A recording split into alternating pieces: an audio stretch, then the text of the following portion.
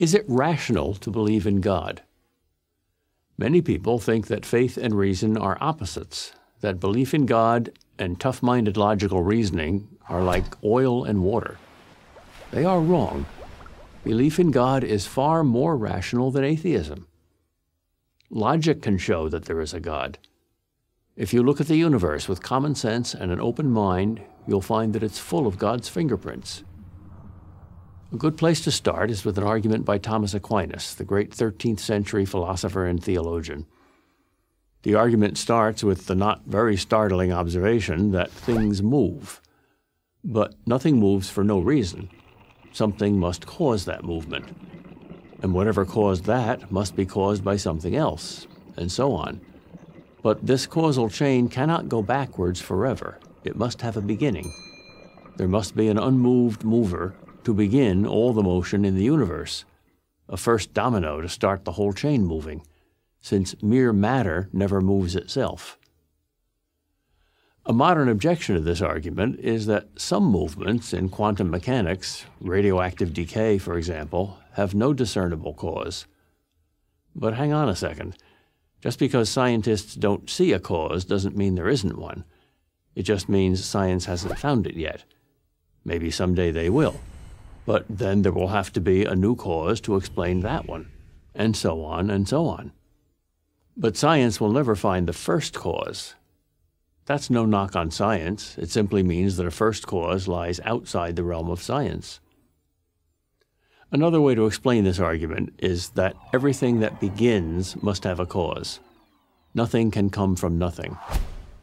So if there's no first cause, there can't be second causes, or anything at all. In other words, if there's no creator, there can't be a universe. But what if the universe were infinitely old, you might ask? Well, all scientists today agree that the universe is not infinitely old, that it had a beginning in the Big Bang. If the universe had a beginning, then it didn't have to exist. And things which don't have to exist must have a cause. There's confirmation of this argument from Big Bang cosmology. We now know that all matter, that is, the whole universe, came into existence some 13.7 billion years ago, and it's been expanding and cooling ever since. No scientist doubts that anymore, even though, before it was scientifically proved, atheists called it creationism in disguise.